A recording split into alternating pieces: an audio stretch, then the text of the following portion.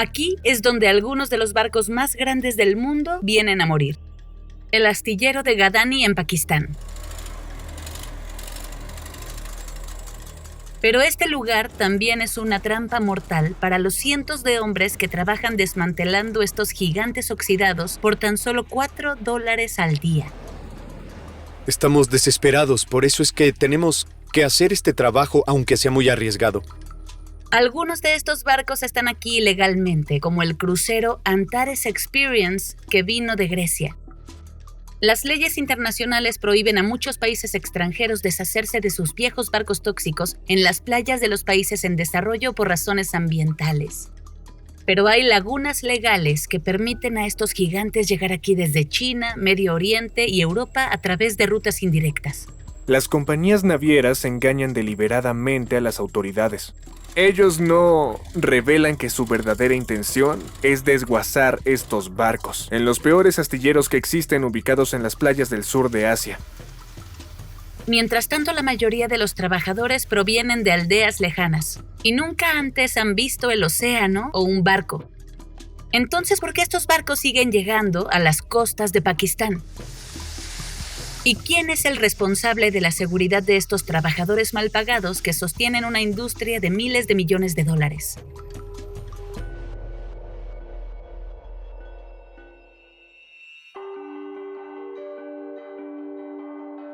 Este carguero griego de 85,000 toneladas distribuía carbón en todo el mundo. Pero después de navegar 21 años, el Enterprise Majuro se está desmoronando. Con 45 metros de altura y 275 de largo, esta bestia necesita unos 200 trabajadores y unos 3 meses para su desmantelamiento. Muchos viven en el astillero, como Azam Khan, que se mudó aquí desde el norte de Pakistán. Gadani es un lugar escalofriante donde los genios y espíritus rondan por la costa. Aquí no hay mercados, no hay vida, no hay nada. Estas chozas pertenecen al jefe del astillero, y los hombres viven aquí sin pagar alquiler siempre que trabajen 6 días a la semana y no salgan después de las 8 p.m. Nadie tiene agua corriente limpia y todos comparten un baño comunitario. Es como la vida de un animal. No hay manera de mantener la salud aquí. Si vieras mi foto de la infancia, no me reconocerías. Azam venda sus zapatos para mayor protección. Una vez, mientras estaba trabajando, me cayó un trozo de metal sobre el pie y me lastimé mucho. Pensé, ya no tengo pie. El hueso estaba intacto, pero tenía una herida grande.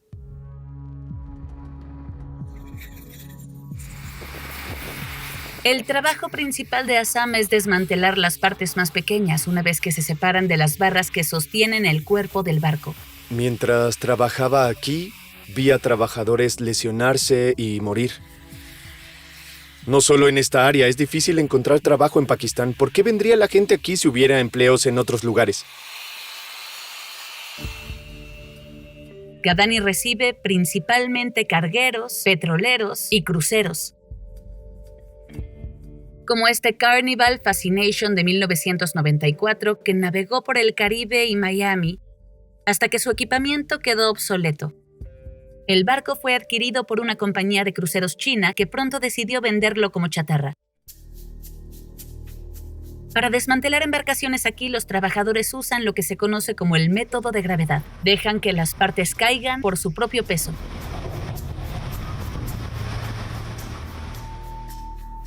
Pero es así como pueden ocurrir accidentes, dice Mohammad Ashraf, quien ha trabajado aquí la mitad de su vida. Sé que las partes del barco pueden caer sobre mí y es peligroso. Cuando es tu hora de morir, es tu hora de morir.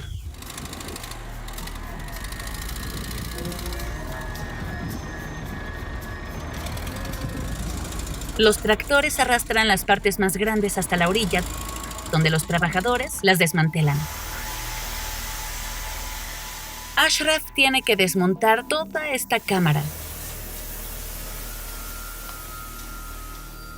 La mayoría de los barcos no superan los 30 años de antigüedad. Sus interiores comienzan a oxidarse. Muchos contienen químicos venenosos como el asbesto, el aceite residual y la pintura tóxica. Y respirar el polvo puede causar daño pulmonar permanente o incluso la muerte. Casi 2.000 personas han resultado gravemente heridas o han muerto en esta playa desde finales de los años 60. Pero es probable que ese número sea mucho mayor.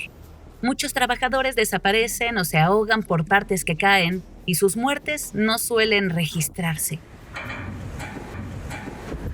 Una ley internacional promulgada en 1992 requiere que los países documenten todos los desechos tóxicos antes de enviar sus barcos al extranjero, pero los expertos dicen que a menudo esto se ignora.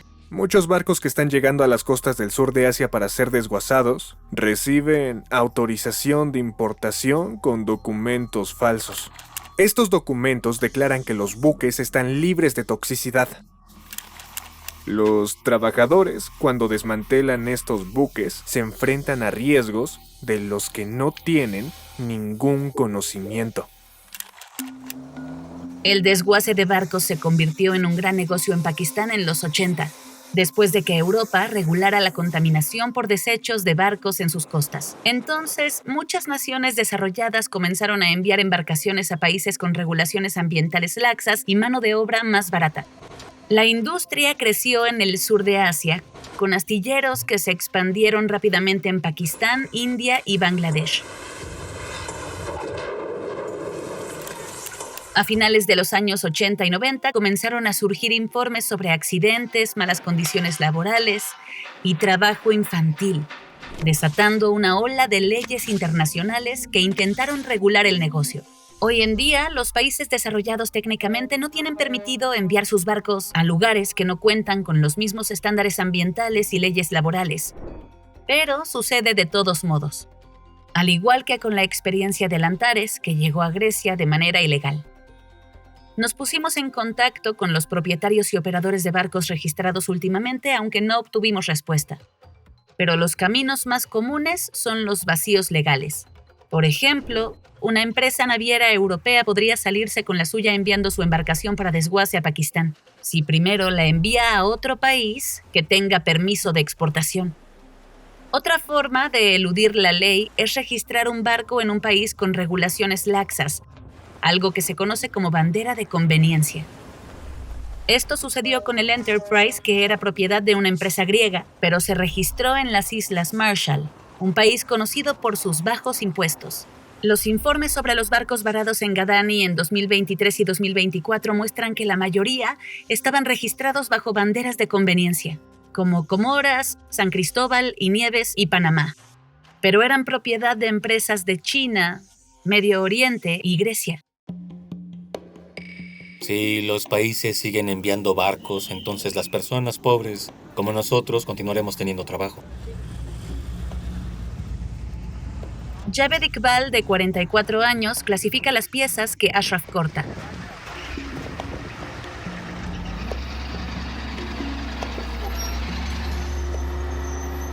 Pero como la mayoría, no tiene licencia para manejar grúas. Dice que nadie nunca se la pidió.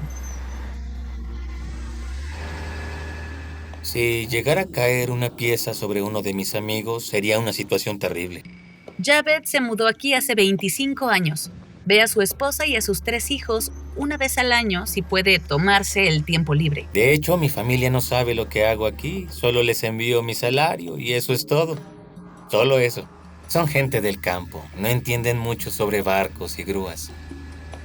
Los operadores de grúas como Javed son de los mejores pagados en el lugar. Pero muchos trabajadores ganan alrededor de $4 al día, menos que el salario mínimo de $6 en Pakistán, que alcanza para comprar 8 litros de leche.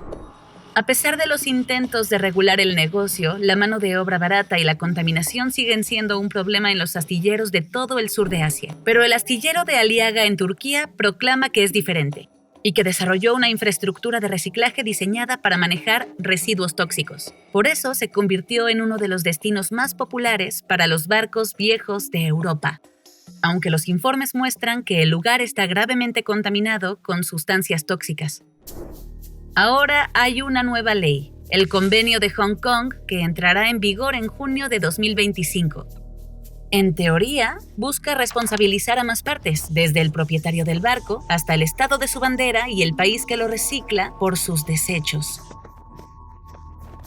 El acuerdo exige que cada barco que llegue tenga un inventario de sus residuos peligrosos y un plan claro sobre cómo manejarlos.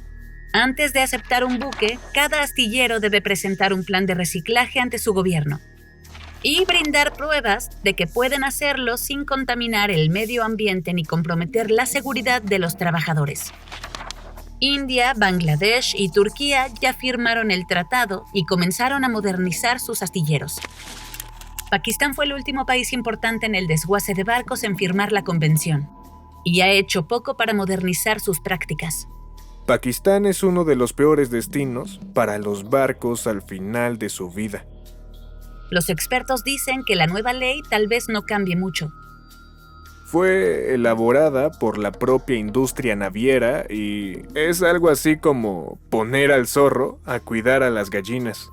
Si la convención no se aplica adecuadamente ni se interpreta de manera estricta, se limitará a probar prácticas actuales inferiores sin cuestionarlas. Es como un lavado de imagen para el sector.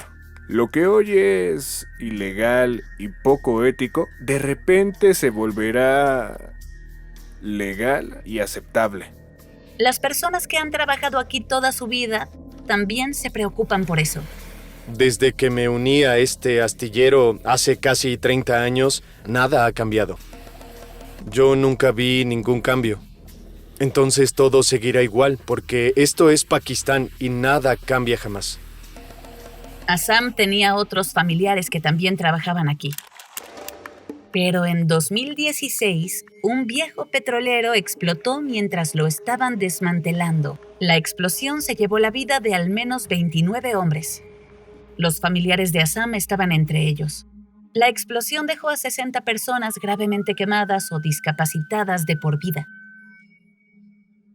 Los trabajadores con los que hablamos dijeron que desde el incidente tienen primeros auxilios y ambulancias en el astillero. El hospital más cercano está a 10 kilómetros, pero no tiene equipos para manejar casos graves. Los heridos graves tienen que viajar 1 hora hasta Karachi. Estamos viviendo en medio de la nada e intentamos ganarnos la vida aquí. No pudimos comunicarnos con el gerente del astillero en el que trabaja Assam Khan, pero hablamos con el presidente de la Asociación de Desguazadores de Barcos en Pakistán.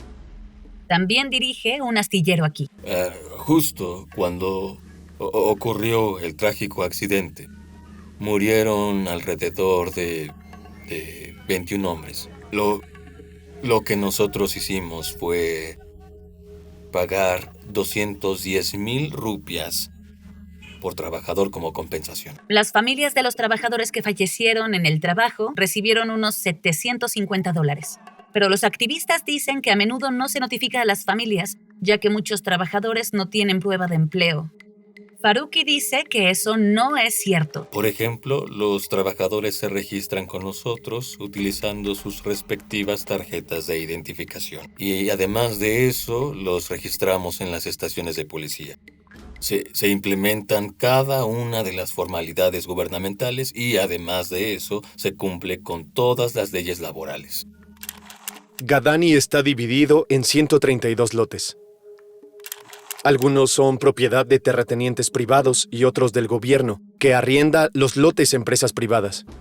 Pero en estos días, muchos están vacíos porque enviar un barco a Pakistán se ha vuelto muy costoso.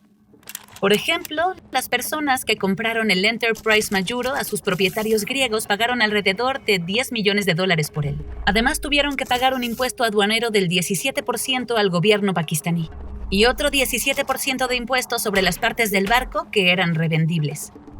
En Gadani también hay un impuesto regional del 1%.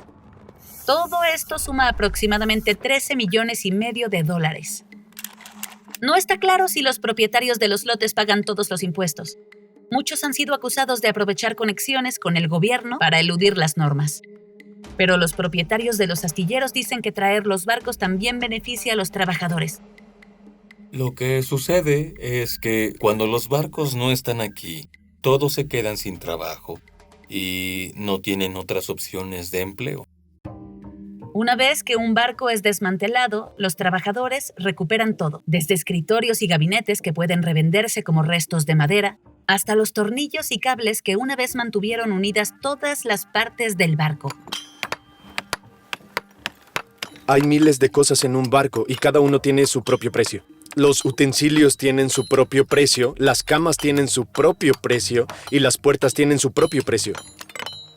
De hecho, hasta el 95% de los restos de un barco pueden generar ganancias. El casco de acero es una de las partes más valiosas. El gerente de este astillero puede revenderlo a las acerías por millones de dólares. El astillero de Gadani recupera alrededor de 1,5 millones de toneladas de acero al año, lo que representa el 20% de todo el acero que se utiliza en Pakistán. Se necesitan unos 400 camiones para trasladar los restos de un barco hasta su próximo destino. Este camión se dirige a una fábrica en Lahore.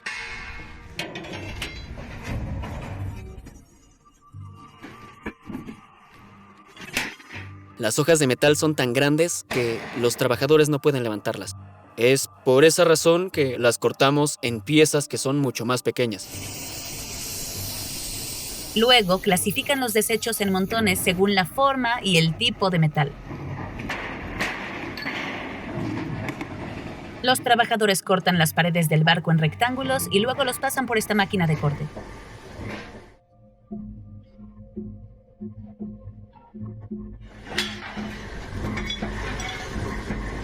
Estas máquinas transforman el acero en barras de refuerzo o en tornillos, tuercas y cables. Este equipo llegó a las 4:30 a.m. y no terminaron hasta las 8 p.m. Los turnos de 16 horas son comunes aquí.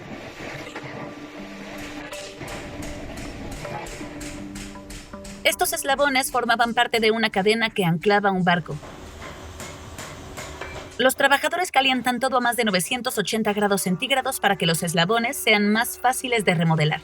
Este proceso emite vapores tóxicos que pueden dañar permanentemente los pulmones de un trabajador.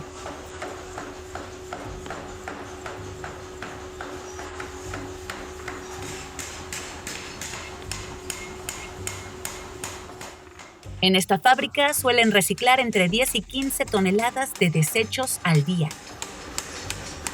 lo que ayuda a reducir la demanda nacional de extracción de acero. La mayor parte del metal reutilizado termina en construcciones en todo Pakistán y se emplea para construir puentes, carreteras y edificios. Cada año, alrededor de 1,000 barcos deben encontrar su lugar de descanso final, donde serán desguazados y reciclados. Assam no sabe cuántos barcos más desmantelará en lo que le queda de vida, pero dice que sabe que un día esta playa se convertirá en su cementerio. Lo que va a suceder es que trabajaré aquí hasta que me muera, pero si Dios quiere, tal vez mi destino cambie. Me paso los días pensando en lo lejos que estoy de mis hijos y de mis padres. No son meses, ni 1, ni 2, ni 3 años, sino que me pase aquí toda la vida. Así que obviamente me siento realmente mal.